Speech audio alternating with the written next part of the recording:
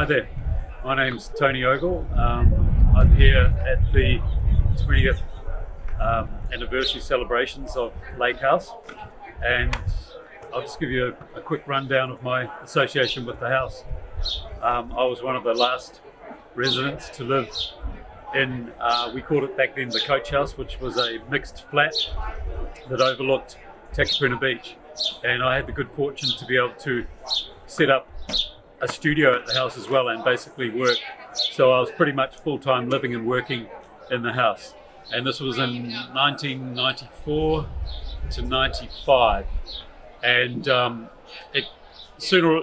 before very long we learned that the fate of the house was going to change from being a rental for so many years that housed so many disparate types of people over that time that there's sort of legends amongst various residents of the house that continue to be spoken of, and but it got to a point where we could see that it was going to be sold and the land became too valuable underneath the house for the house to stay there. And I thought, how can this be? You know, the house it's a piece of Takapuna history, but when I looked deeper into it, I found out that it had a B classification, which meant that the house had to be saved, but it could be moved. So an A classification means the house can't be moved and it has to be saved. So basically it had been reclassified, downgraded to a B so that the owner could move it off and sell the land. But still I thought there's got to be some way of drawing attention to this house for people who didn't know its existence. So being an artist, I came up with the idea of having a group exhibition at the house, clear everybody out for a weekend, and basically hang artworks throughout the house because it's a big, spacious interior, and put out invitations and get a lot of the public over to see what we're talking about, and maybe get some ideas flying about how the city could retain this historic piece of property. And you know, I wasn't sure whether anything would happen, but I had to do something. I just felt like here's an opportunity.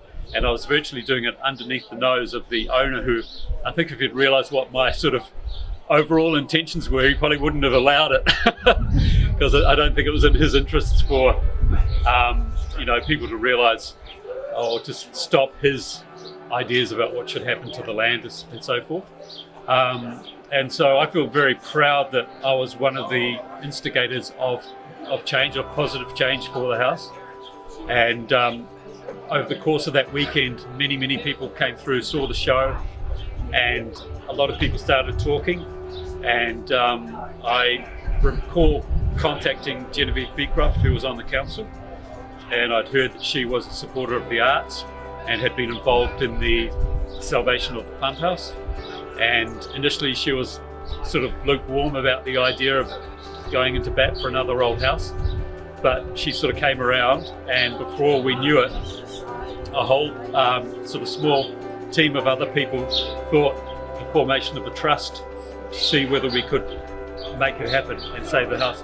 This trust slowly came together and formed, and from there on it was a lot of work, great deal of work to get up and running and to petition the council and to get the process happening where the house could have a future in another location. So yeah, it sort of really lifts my spirits to see the house still here in 2020 and thriving as an arts facility.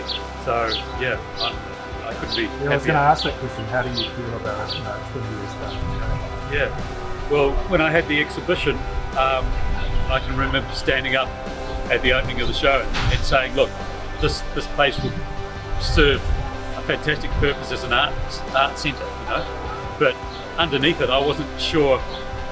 It could have been anything, so long as it had a community purpose I would have been happy, so long as it lived on, because it just seemed wrong that this property, for all it represented, would one day not be here.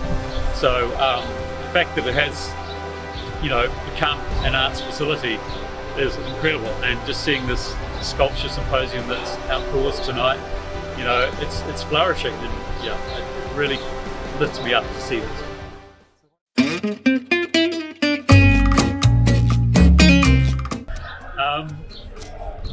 on record, the 40th birthday party I heard was a good one. Yeah, I had a 40th birthday party here, and that was a great event. It was, I think the theme was Arty Farty Party.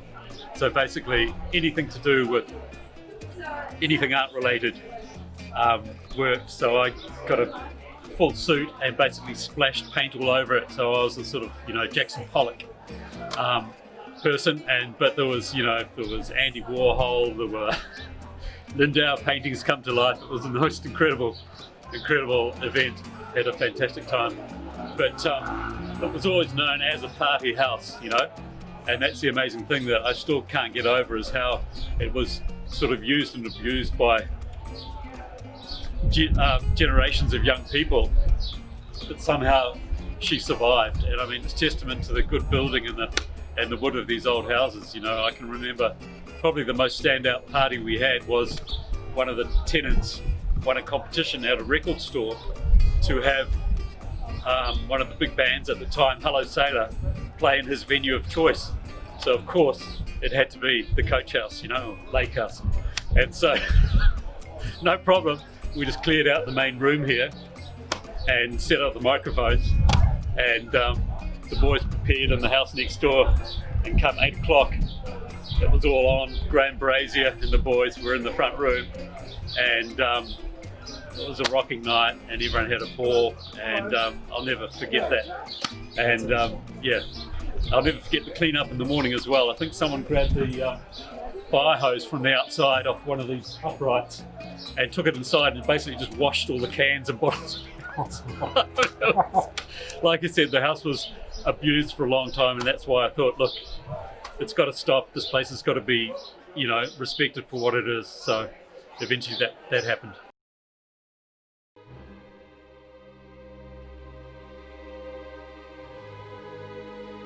Well, I'd heard about this ghost apparition that appeared at the top of the stairs, but I don't know if she was scared of me because I never saw her. And all I recall is one afternoon, like a lot of people people who worked in the building next door, I think they always wondered what went on in that house. There's always cars coming and going and parties and things. And one afternoon we had a courier woman arrive, and I think she was fascinated by the house as well. And she said, "Can I just come inside?" She said, "I just want to feel this house. I'm just not sure." I said, "Yeah, fine." I said there was a ghost. She said, "Well, I'll let you know if there is anything going on in here." She wanted out clean or friendly or whatever. There was nothing untoward going on in that house. So it's always had that feeling of being. Has anybody seen the ghost? Not that I know. Not that you know of?